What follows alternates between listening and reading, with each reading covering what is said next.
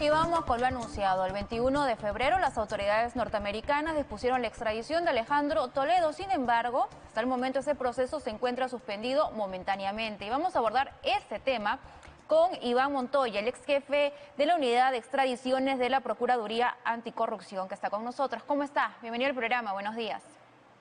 Buenos días, gracias por la invitación. No, gracias a usted por atendernos. Quería comenzar con lo nuevo, lo que se ha podido conocer este jueves, que se ha revocado la prisión domiciliaria de Alejandro Toledo para que pueda ser detenido por los Estados Unidos, por las autoridades. ¿Existe un riesgo de fuga? ¿Este está incrementado? No creería, ¿no? Creo que el pedido que hizo el Departamento de Estado a efectos de que se le levante la caución y la medida para poder proceder a la detención, que dicho sea de paso, no sé si ustedes tienen ya información, si se ha dispuesto a ello, creo que no, porque la audiencia es en marzo. Ujú. Eh, eh, Eso está por verse y ventilarse en una audiencia, repito, el 6 de marzo. Lo que está también pendiente, o lo que ha ocurrido últimamente, como usted lo dice, es una medida de suspensión de el procedimiento de entrega, evidentemente. Ujú. Creo que es más una decisión a efectos de esperar esa decisión judicial, que es una apelación pendiente de un habeas corpus anterior que presentó el expresidente Toledo y que le denegaron en primera instancia y aún está pendiente de ventilarse en segunda instancia. Entonces, Ujú. creo que esta medida que se ha expedido ahora es como suspendamos por una semana la medida de ejecución de la extradición hasta que este juez se pronuncie, ¿no? Digamos, es una semana. Y si Toledo quisiera un poco más de plazo, creo que en esa decisión le dicen que tiene que acudir a otra instancia para poderla pedir, pero en realidad creo que es por la prudencia hasta que el juez se pronuncie en esta apelación del habeas corpus anterior que ya en primera instancia le fue denegada a Toledo. Me parece que es por eso, ¿no? Ujú. Entonces, por lo que nos explica, entiendo de que la extradición, digamos, es un hecho que se va a dar de todas maneras. Lo que está sucediendo en estos momentos es que se está cumpliendo con el debido proceso y, evidentemente, con todos los recursos legales que pueda presentar el imputado, en este caso, el expresidente Alejandro Toledo. ¿Es así? Yo quiero creer que es así, fíjese, porque el habeas corpus solo miraba el debido proceso y ese fue denegado en primera instancia, repito, y ahora se va a ventilar en segunda instancia. Pero hasta donde uno recuerda, el proceso de extradición se ha seguido con todos los cuidados debidos por parte de las instancias judiciales, la propia Fiscalía, la propia el Departamento de Estado, Ujú. luego la Fiscalía norteamericana, también han tenido los cuidados necesarios. Todos los tiempos se han respetado, yo creería que hasta en exceso. Desde esa perspectiva, si van a analizar el debido proceso, creería que no hay mayor oportunidad para el expresidente y que esta apelación va a confirmar, o sea, va a ser desestimada y la extradición se mantendrá en pie. Mm, lo digo porque quiero creerlo así porque sé que el expresidente ha argumentado temas de Ujú. violación de derechos humanos en el Perú, inestabilidad que Sí. efectivamente existe. Entonces, no sé si un juez, en este caso en el recurso de apelación, observará también, cosa que no sería parte de la competencia de ese habeas corpus, observará también las condiciones de la justicia peruana, ¿no? Eh, yo siempre he querido ser optimista con la independencia e imparcialidad del sistema de justicia hasta hace poco. Pero yo personalmente ya comienzo a tener dudas sobre cómo nos están percibiendo allá afuera, ¿no? Ujú. Desde España, América Latina, el Congreso norteamericano tiene una percepción también ya de un país como el nuestro que viene resquebrajando sus instituciones democráticas. Eso es muy sensible para un proceso de extradición. Y ya estamos a puertas de que lo entreguen. Y lo que se está ventilando ahora son temas básicamente del debido proceso, como usted lo dijo. Pero yo no sé si esto puede contaminar en el último momento el proceso de extradición del expresidente. Y sería responsabilidad enteramente nuestra si al final un juez, fuera del contexto del habeas corpus, considera que aquí no hay las condiciones necesarias Ujú. para que el presidente sea juzgado debidamente. Yo creo que sí. Pero reitero, ya la percepción, y eso también es importante que cuenta afuera, no es la de un sistema de justicia sólido, bastante independiente, ¿no? La Fiscalía tiene serios cuestionamientos en este momento, la Fiscalía de la Nación. Entonces, el Poder Judicial, algunos fallos últimamente, el Congreso ni se diga, y el Ejecutivo también. Entonces, yo espero que, a pesar de todas esas circunstancias que tenemos en este momento en el país, de convulsiones y de resquebrajamiento de la institucionalidad democrática, a pesar de ello, todavía el sistema norteamericano se limite a conocer solamente los temas del debido proceso. El Departamento de Estado ya se pronunció en ese sentido. Todavía el Departamento de Estado, al confirmar la extradición, es una apuesta, implícitamente es una apuesta, porque en el Perú todavía hay condiciones para juzgarlo de manera independiente e imparcial. Por lo tanto, quiero ser optimista en que estos son simplemente eh, problemas procedimentales Ujú. de cierta cautela y de respeto, y que al final de cuentas, como hasta ahora ha ocurrido, confirmarán la entrega y entremos al procedimiento de entrega del expresidente, ¿no? Claro, es un caso que ya tiene, digamos, desde que él está en los Estados Unidos 6 años, ¿no? Y ha Casi sido 6 años, sí. exacto, y ha sido un proceso bastante largo, porque había que Claro. también transcribir la información que se tiene aquí del español, pasarlo al inglés. Ha sido un proceso largo, pero entiendo, y usted me dirá si me equivoco o no, que este es el caso digamos, del tema Lavallato, el caso de el expresidente Alejandro Toledo, el más sólido, porque hemos visto que no es el único expresidente investigado. Está Ollanta con su esposa Nadine Heredia. Está también el expresidente Pedro Pablo Kuczynski, Martín Vizcarra, pero no como cuando fue presidente, sino como gobernador regional de Moquegua.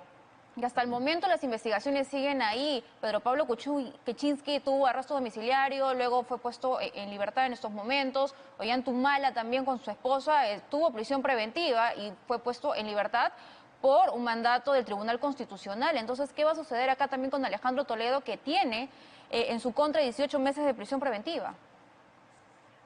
Eh, lo que usted dice, sí, efectivamente, el caso del expresidente Toledo diríamos que es el más sólido.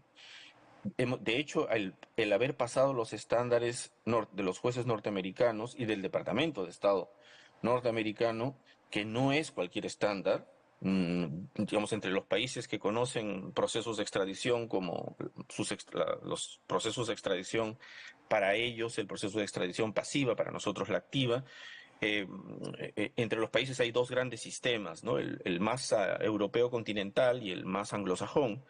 El anglosajón tiene un estándar un poco extraño, porque el proceso de extradición lo convierte en un poquito en un proceso penal, es decir, hay que demostrar, hay que mostrar evidencias sólidas, ¿no? A diferencia del mundo europeo continental, que es más formal, solo basta con medidas que se hayan dado legítimamente, de arresto, de acusación, y no ven necesariamente la consistencia del pedido. En este caso lo hemos atravesado. Eso significa que todo el circuito en el ámbito del delito de lavado de activos, que es por el cual han concedido la extradición, se ha evidenciado, se ha acreditado, ¿no? De hecho, lo sabemos muy bien, como desde las declaraciones de Barata, declaraciones de Marcelo Odebrecht, el de Maiman, Ujú. todas las evidencias en las empresas offshore en Centroamérica, las que pertenecen a la empresa Odebrecht, las que pertenecen a Maiman, y luego las que fueron transferidas a la suegra del expresidente. El mapa, el circuito está hasta el final, que es la compra aquí en Perú de estos inmuebles millonarios y los pagos de algunas deudas. Todo ese circuito está bastante evidenciado, ¿no? Ujú. Y el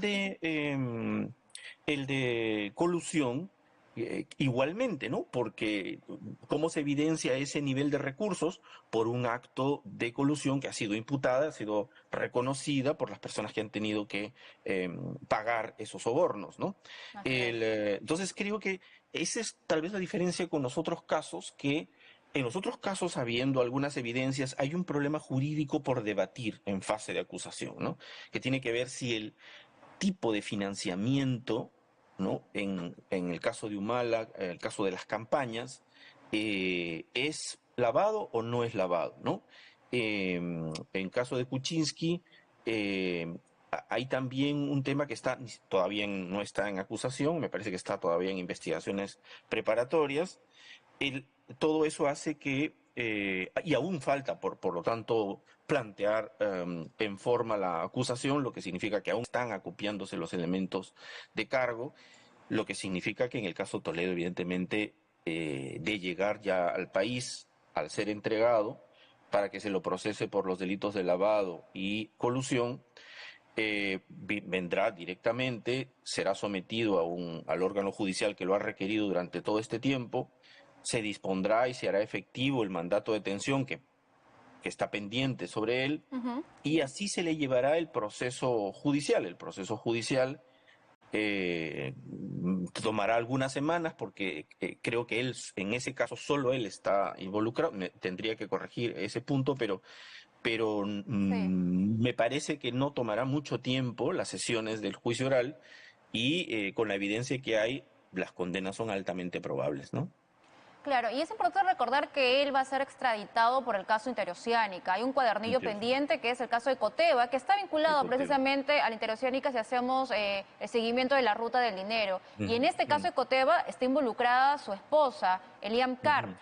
Entonces, este cuadernillo ya entiendo que se ha emitido a las autoridades de los Estados Unidos. ¿Cuánto tiempo podía tardar también en verse ese tema?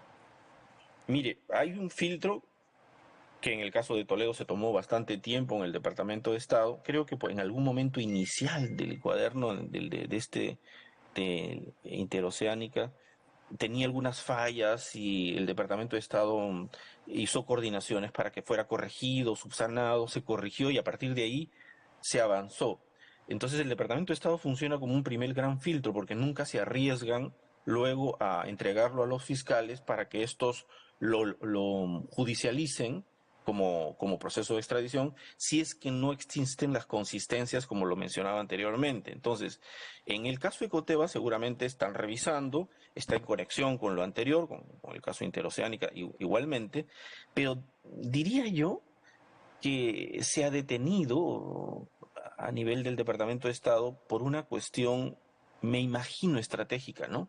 Es decir, esperemos cómo termina este proceso, eh, que concluya, termine ya entregándosele al presidente, a las autoridades peruanas para su sometimiento a la justicia y luego vemos correr este otro cuaderno de extradición. Me parece que el Departamento de Estado evalúa ello. En nuestro caso, en el caso de Fujimori, fue algo parecido, ¿no? Ujú. Había que enviar los primeros 12 cuadernos de extradición, en el caso de Fujimori, que eran los más sólidos, consistentes, y esperar los otros 12 en un momento oportuno, esperando bien estos casos. Entonces, en este caso, que tiene la solidez que le menciono, ya está a punto de culminar y una vez que culmine creo que habrá muchísimo más libertad y tranquilidad en el Departamento de Estado para someterlo ya a nivel judicial, como me imagino como una forma de ampliación de la extradición, ¿no? Y en el caso de la extradición de la ex primera dama, Eliam Carr, ¿la situación es igual de fácil que de Alejandro Toledo o ahí hay un inconveniente debido a que tiene nacionalidad belga e israelí? Yo, a- todo esto ya es a nivel de noticias, ¿no? Leí que ella había solicitado la entrega de su pasaporte. Ujú. No sé si, creo que ella, segundo, tampoco, no estoy muy seguro, creo que no tiene ningún arraigo o medida de impedimento de salida de los Estados Unidos. Si el pasaporte le es devuelto o tiene uno duplicado, digamos, y no tiene ninguna medida de arraigo en los Estados Unidos, un primer riesgo es que vuele para Bélgica, que también es su país, Ujú. o Israel, no lo sé, cualquiera de los dos países no entregarán jamás a su propio nacional, eso es prácticamente una regla en muchos países, que ante un pedido de extradición no entregan a sus nacionales, y entonces si ella logra entrar a Bélgica o a Israel, eh, un pedido de extradición a esos países no funcionará, no funcionará. Ujú. Entonces, la idea es, si en este momento no está solicitado, ver cómo se puede solicitar través del Departamento de Estado y los fiscales que operan paralelamente a ella, solicitar a un juez que dicte una medida de arraigo si no la ha dictado ya. Lo que quiero decir es que desconozco el asunto, pero oportunamente sería buena una medida de arraigo, es decir, de impedimento de salida del país, para que pueda esperar el proceso de extradición allí, ¿no? Ujú. Y los Estados Unidos sí tendrían como la libertad necesaria, si evalúan bien el cuaderno, de entregarnos a esta persona.